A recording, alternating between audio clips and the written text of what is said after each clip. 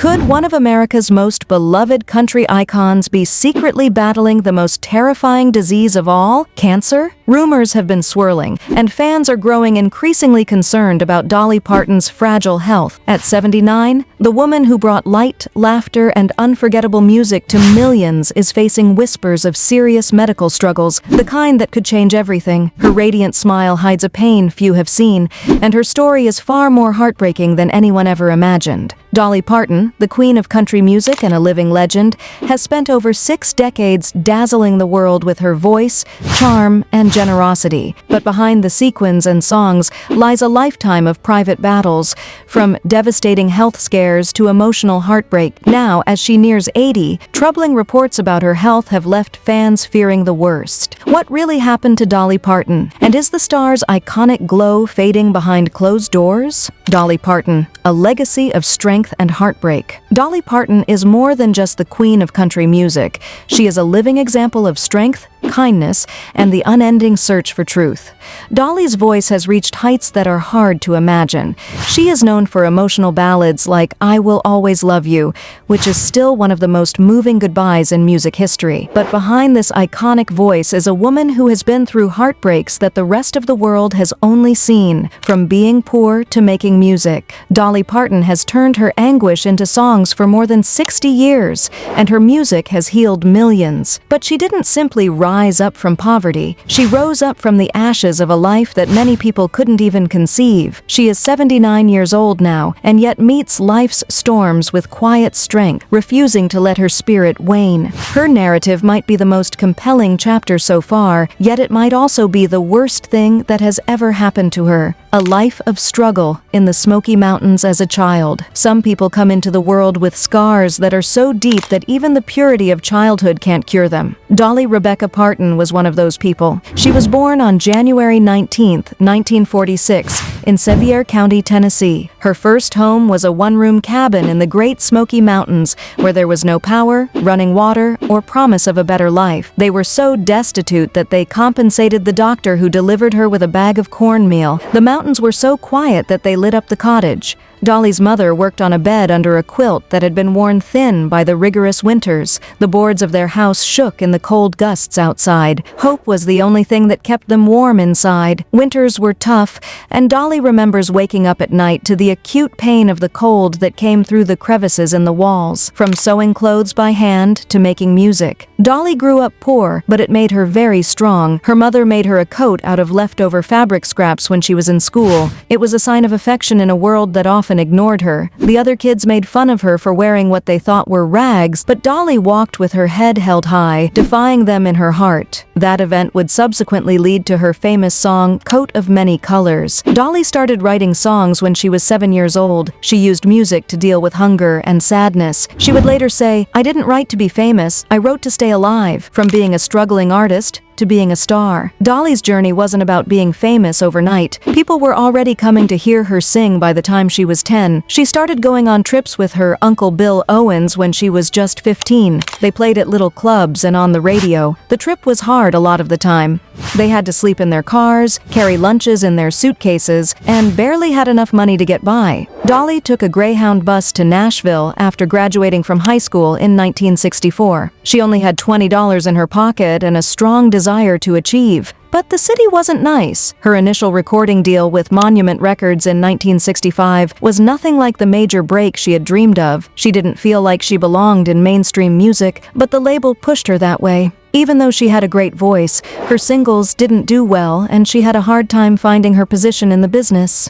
Say hello to Dolly and put it off until tomorrow. Dolly's hard work paid off, even if she had some problems. Bill Phillips, a country singer, had a hit with her song "Put It Off Until Tomorrow" in 1966. This was the beginning of her rise in the music business. Her first album, "Hello, I'm Dolly," came out in 1967. It was a forceful statement of who she was as an artist. The record wasn't simply a bunch of songs. It was a statement about where she came from, how strong she is, and how determined she is to tell her own story. "We Will Always Love Jolene." Dolly still had to deal with doubt from the industry after Hello, I'm Dolly was a hit. A lot of people thought of her as just another country singer, someone to sing with a greater name instead of a celebrity in her own right. But Dolly's songs were just as strong as her voice. In 1973, she put out Jolene, a song that would revolutionize the sound of country music forever. Critics and fans alike were drawn to her haunting melody and deep passion in her voice, which showed how good she was at telling stories.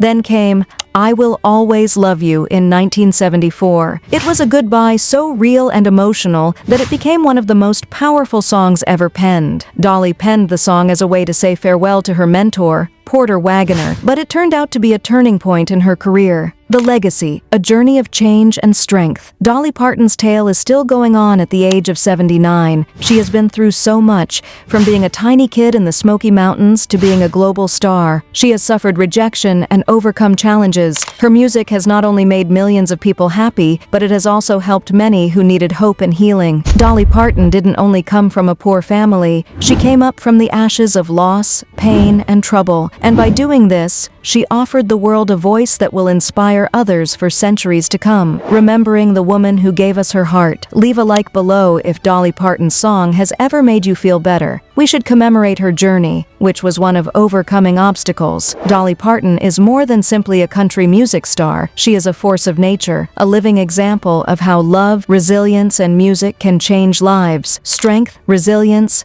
and grief that never ends. Dolly Parton, the queen of country music, didn't give in to the urge to follow fads that would quickly fade. Instead, she kept true to her origins and wrote more songs, including the timeless singles Tennessee Homesick Blues, 1984, and Why You Come In, Here Looking Like That, 1989. These songs showed that she could change and grow without losing what made her voice special. She once stated, "If I tried to follow trends, I'd just get lost in the crowd." Her eyes showed the same fiery resolve that had taken her from the Smoky Mountains to stages all over the world, reaching the top, changing the music business. Dolly Parton had not only become famous by the end of the 1980s, she had also changed the way country music sounded. Her voice had become a cultural landmark, and her songs were like a living history of love, loss, rebellion, and hope. There were many restless nights, inventive fights, and times when she even wondered if she could keep going. But Dolly did. She changed from just a performer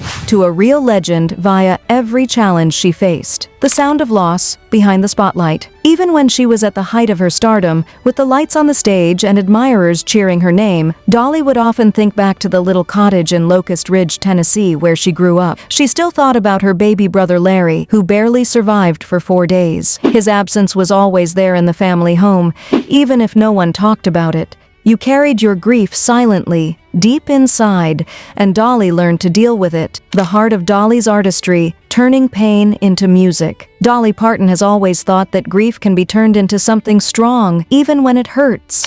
"I think I've been singing to the people I've lost all my life," she said once. The song I Will Always Love You, which was written for Porter Wagoner, became a song of sorrow for everyone. For Dolly, it was more than simply a song. It was a way to remember her brother who died and a way to honor the sadness that created her. This tragedy, hidden beneath years of strength, provided the basis for Dolly's work. It gave her music an honesty and vulnerability that millions of people could relate to. Lee's lasting impact after the death of a mother. Dolly's biggest loss was in December 2003, when her mother, Lee, whom she loved very much, died at the age of 80. Lee's death had a huge effect on Dolly, who would later say that it seemed like a light went out in her life. Even though she was still doing well, nothing could calm her down after she lost the woman who had taught her so much. She had sewn the renowned coat of many colors, which made Dolly feel proud and loved, and it eventually became one of her most popular songs. Dolly couldn't perform Coat of Many Colors for months after Lee died. It was the song that best showed how much her mother loved her. She couldn't help but feel sad every time she tried. "I'd try, but I'd just lose it," she said, admitting that the song held her mother's love in every stitch, word, and memory, reconnecting with her roots, a tribute to her mother's love. After her mother died, Dolly sought methods to stay close to her spirit. She started to talk more openly about how Lee had changed her life and her music. Dolly talked a lot about the stories her mother told her while she was working, the advice she gave her when things were tough, and how her mother's laugh could fill any room, no matter how little they had. Dolly kept her mother alive in her heart and her songs by remembering her. Years later, when Dolly eventually sang Coat of Many Colors on stage again, she understood what the song really meant. The audience heard a message of hope and strength, but Dolly heard her mother's voice and felt her mother's hands guiding her through every word. The song had changed from a simple recollection to a memorial that will last forever. Floyd Parton, a brother and a creative partner. Floyd was Dolly's closest musical partner among her brothers and sisters. Floyd could finish Dolly's songs before she even sang them, starting when they were kids in Tennessee. They wrote songs together that captured the spirit of their upbringing, and Rockin' Years, 1991, became one of their most popular tunes. But when Floyd died suddenly at the age of 61 in December 2018, it was like Dolly lost a part of her musical soul. Floyd wasn't only Dolly's brother, he was the one who knew how her heart beat and could finish her thoughts with music. She felt like she had lost a map she had carried with her all her life when she lost him. Dolly's grief over Floyd was private and not in the public eye, unlike prominent losses. But at the funeral, when everything was quiet, the family joined together and sang Rockin' Years one last time. Their voices shook with intense sorrow. The death of Tever, a niece's sad death. The death of Dolly's niece Tever at the young age of 36 may have been one of the hardest losses for her. Dolly was quite upset about Tever's problems,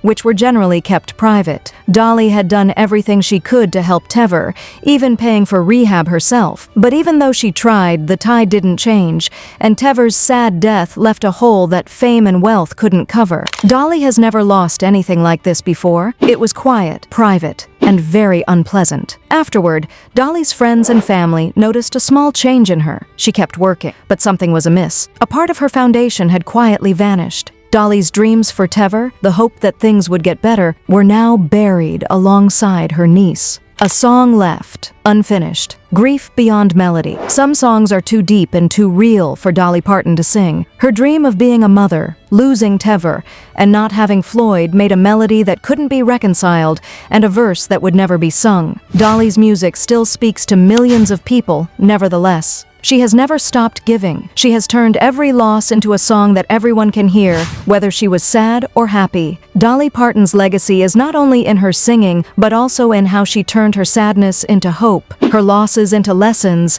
and her anguish into a gift to the world. Her music will live on for years, teaching us that even the saddest things can make something beautiful. The hidden struggle, a body that is breaking down. The actuality behind the curtain was quieter and darker. Dolly's body started to break down after years of non-stop touring, and her mind followed. What started off as just being tired turned into something far worse, endometriosis, a condition that produced both bodily anguish and the terrible understanding that it wouldn't just go away. Dolly kept singing even though she was in a lot of pain. She held the microphone so hard that her knuckles turned white, and she smiled to hide the discomfort. Every song and every note turned into a fight. The physical anguish was only as bad as the mental pain she kept hidden, which was on top of the public character she had constructed over the years. A love affair and family problems. Dolly had to deal with both physical agony and a complicated personal life, which she called an affair of the heart. It wasn't a scandal, but a bond that made her feel tired and confused. Even Dolly, who had once climbed the Smoky Mountains with sheer determination,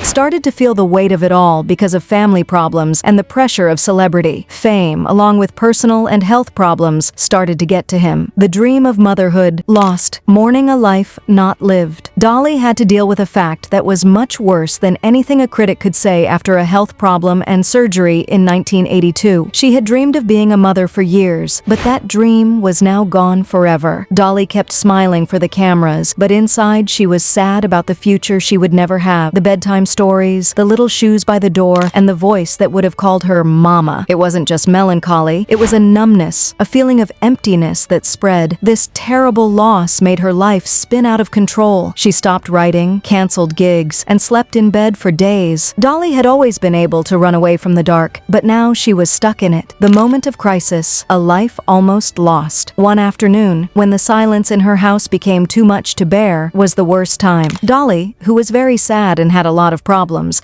started to think of running away, which she couldn't stop. But then, something strange happened. Her small dog, Popeye, found her. His innocent look, full of affection, brought Dolly back from the edge. She subsequently said that Popeye saved her life because he reminded her that there was still love in the world and something to cling on to. This was the start of her sluggish recuperation. Dolly got help, resorted to her faith, and started writing again, not to get famous, but to get better. The man who loved Dolly. Outside of the spotlight, Carl Dean, Dolly's husband, was the one person who loved her for who she was, not for her celebrity or the rhinestones. Dolly was a famous person to the rest of the world, but to Carl she was just Dolly, the woman in the faded housecoat who usually laughed before the punchline. He was her rock, her safe place in the middle of all the celebrity. Carl died gently in their Nashville home in 2025 when he was 82 years old. Dolly was more sad than she had ever been before when he died. Carl was gone from the world, but for Dolly, it seemed like the last piece of her foundation had fallen apart. She fell silent, unable to lift the corners of her mouth or find comfort in music, which had always helped her before. The aftermath. Dealing with the quiet. Dolly was in a deep, immovable stillness for months after Carl died.